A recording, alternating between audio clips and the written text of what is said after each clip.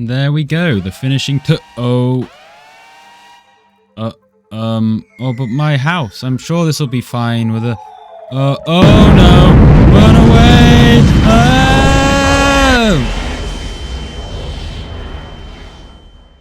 Hello, my fellow gnomes. We are back having fun in the studio working on my new game. Now, I've kind of been struggling with getting the right balance for this thing, but I think we're getting on the right track. Now, after I put out the last video, I was able to do a bunch of gameplay with everyone, and there was basically a couple of main points of feedback which kept coming up. Number one, just, I hate RNG games, therefore, your game sucks.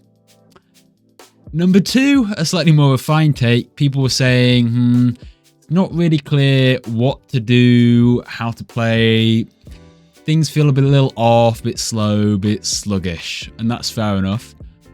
Number three is there was a pretty major bug, which was an oversight on my part, which made things interesting. More on that later. And number four, I've just written down more disasters. Gimme, gimme, gimme more content now, please. And that just sums up a lot of people. They liked it, but they said, look, we just need more stuff. Give me more things. So critique number one, RNG sucks. And I mean, to be fair, this is a valid point. So yeah, that's it. The game is done. RNG is no more. The game is dead. Dead as a donkey hit by a nuclear bomb. Because of rebranding. That's right, new name, Chaos Survival.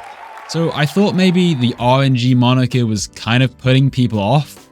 Like people just associate it with junk gambling games that don't really have any actual gameplay.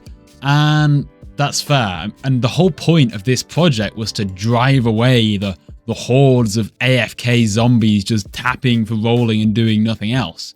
I want to make a game here, so I don't really want to attract those people. And we've now got a bunch of popular RNG style games like Fish and Pet Go, and they don't use it in the title, so why should I? So new branding, new thumbnail of course. Everyone else seems to be obsessed with using bacon hairs on all their branding. So if you can't beat them, then join them. So a point of contention which was made by quite a few of my game dev friends is just that the game isn't that obvious. I had these 3 menu buttons and none of them are labeled and they're all just sort of vague icons. They look all the same. So I did a little overhaul of the whole UI. I annotated the buttons, which is one of those things that it's a tiny change, and if you're just playing the game, you wouldn't really notice it, but visually it makes a huge difference. You can just glance, oh yes, of course, this is the items. I will click this to view my items. It just intrinsically makes sense without you having to actually think about what it might be. You'll notice I've got rid of all those goofy looking clip art icons, and now I've actually got viewport images of each of the actual models so you can see what you're going to build, which helps. So it's just a little bit nicer. And then I reworked the building system too.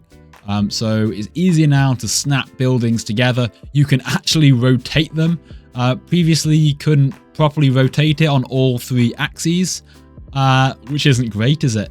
And then on mobile, it just didn't work as you couldn't really place stuff properly.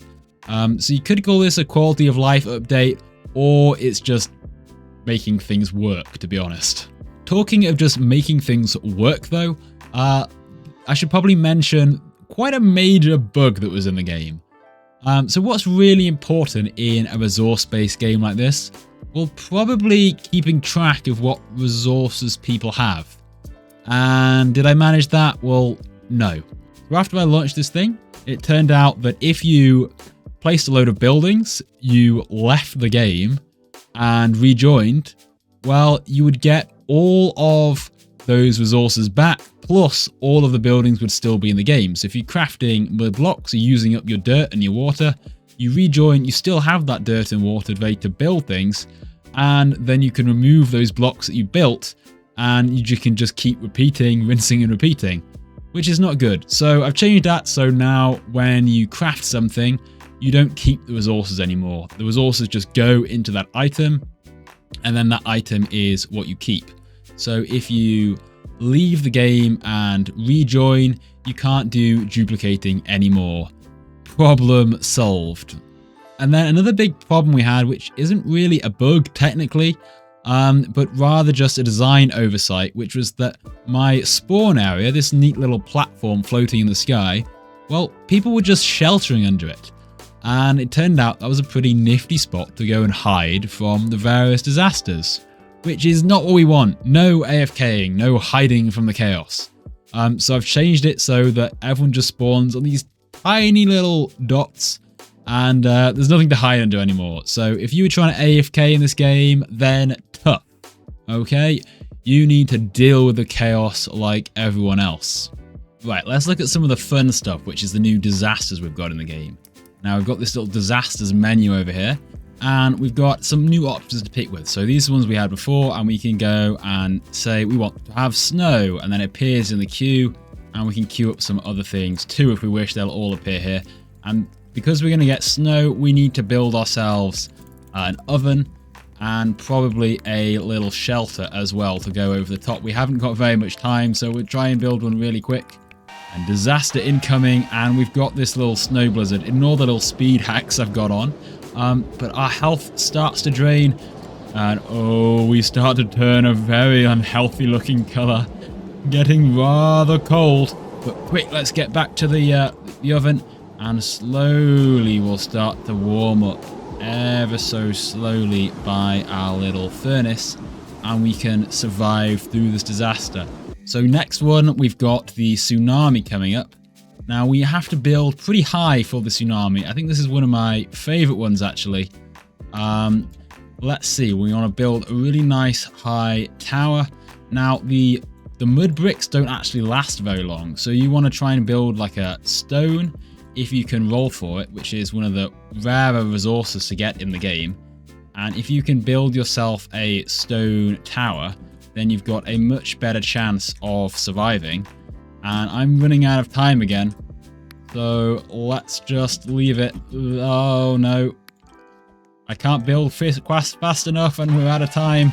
Uh-oh. Okay, let's hope that it's a narrow or short wave, because the higher these waves are, they can spawn in at different heights. Okay, this one we're gonna survive, I think. Here it comes. Okay, we're all right, but we've got 45 seconds left on the clock, and we've got more waves left to come.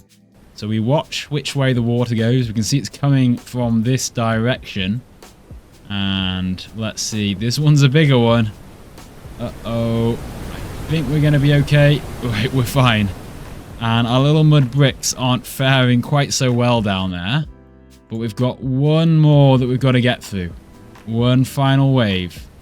And let's see. Oh no, it's a big one. It's a big one. This is not going to end well for us. Ah! And there we go. We did not survive that. And we're getting a little cleanup every round. So if we go back to our buildings, we can now see that all of those mud bricks, they all got destroyed in the wave. And even the normal bricks did as well. So it's only our stone bricks that managed to survive. Now we've got zombies coming up, lava and minesweeper, but I can actually just vote to increase the chaos factor, because sometimes one disaster is a bit boring, right? So let's have all 3 disasters at the same time, because why not? And disaster incoming, chaos times 3. We've got the mines, and we can see the zombies are moving about. They're going to start burning in the lava. Thankfully, we're up here in our tower, so we should be okay. And there we go, we've survived that one. And for our final one I want to show you is the acid rain. So this is pretty much what it sounds like. You've just got to build a roof over your head and hope that the rain doesn't get in, because if it does, it's not going to end very well for you. So this is kind of taken from natural disaster survival. And that roof isn't going to do us any good. So we probably want a brick roof over our head instead, like this mess of a building. Here it comes, the rain has started, and already it's starting to melt down all of my parts. If I stand in the rain, I'm going to lose my health pretty rapidly. So we're going to get back under cover, And watch as this green wood, I don't think wood is supposed to look like that, slowly rots away in the acid. And it's not got very much health left. And we've got another... Oh, it got through. The rain got through the slats and we died. I wasn't even paying attention. But let's see, did our building survive? Well, it kind of did by the fact that we died. So there we go. We've got more disasters in the game, more chaos. You can increase the chaos factor. That time I didn't even buy it. That was just caused by the system itself. It can randomly come in. So you've got to watch out for that. And then, of course, you have the nuke too. So we have plenty of chaos going on here. The question is, can you survive it? Probably not. And here it comes. We're getting a tsunami at the same time. Tsunami and a nuke. And here it comes. Oh.